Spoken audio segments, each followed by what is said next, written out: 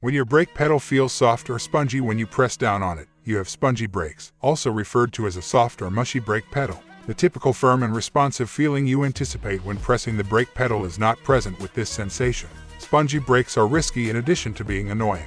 Take a look at the following 6 possibilities if you experience anything unusual when you apply the brakes. We will also talk about the diagnosing process and fixing this problem.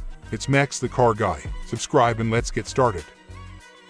Damaged brake lines. Although there are many parts that can break, brake lines are the most frequently damaged. Coastal communities and states with a lot of rock salt on the roads tend to see this more frequently. The brake lines are unprotected from any of these things, which both lead to corrosion. The more time passes, the more likely it is that they will rust and develop leaks that let brake fluid and air into the system. Air in the brake system. The most frequent cause of spongy brakes is by far air in the brakes. Finding out how the air got there in the first place is just as important as getting the air out. The most likely culprit is recent brake system work you may have had done. If not, you should probably investigate whether there is a leak.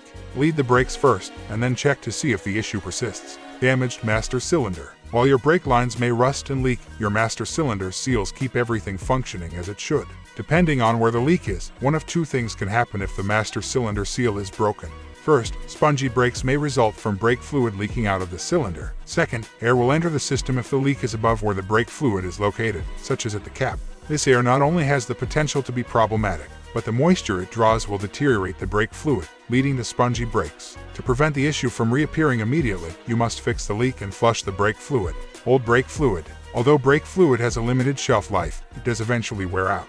Although some manufacturers have established service intervals between 20 to 30,000 miles, the reality is a little bit more nuanced.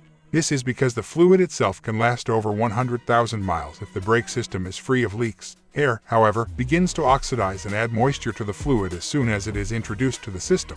Your brake system will suffer because of this. Your brakes will feel softer as more moisture is added, which is a warning sign that you need to flush the system and replace your fluid. Leaking brake booster. The brake booster is yet another essential part of your car's braking system. The force you exert when applying the brakes is amplified by the brake booster. Although this is a useful feature, there is a slight possibility that you could experience what appears to be spongy brakes but is actually a drop in brake pressure as you press the pedal if any of the seals in a hydraulic-type brake booster start to fail. Damaged brake calipers. The area around the brake calipers is another frequent location for leaks. The brake pistons have seals that keep the fluid where it should be, but if those seals begin to degrade, a leak may develop.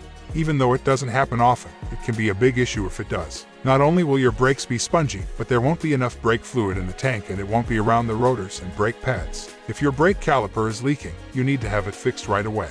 Diagnosing. You should experience constant, strong pressure when applying the brakes. You have a spongy brake pedal if you press the brakes and it feels as though the pressure is changing or if the brakes feel mushy. Spongy brakes have the same effect as squishy brakes and feel similar. You can perform an additional test to try to identify the issue's origin. Turning off the engine and repeatedly pumping the brakes is one of the best tests you can run.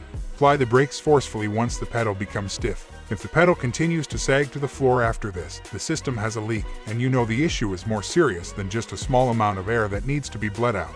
Cost to fix. Let's break down the price for you in an understandable way. Although prices can vary depending on your car, where you live, and where you get the service done, these ballpark figures should give you an idea of what to budget for. Let's start by discussing bleeding and flushing the brake fluid. When brakes are spongy due to air in the brake lines or contaminated brake fluid, this is frequently the recommended fix. You should budget between $80 and $200 for this service. Now, you might need to replace the disc brake caliper entirely if it turns out that you have more serious disc brake caliper problem, such as a seized or damaged caliper. Depending on your car and where you buy it, a new caliper can cost anywhere from $60 to $300 each. However, you also need to account for labor expenses, which can cost between $80 and $200 to replace a caliper. Maybe you found out that the excessive cylinder wear is what's causing the damage to your brake calipers. Your brake master cylinder might need to be replaced in this situation. Depending on the make and model of your car, replacing a master cylinder typically costs between $250 and $500. Rarer still, a test might show that your brake lines are corroded, cracked, or leaking.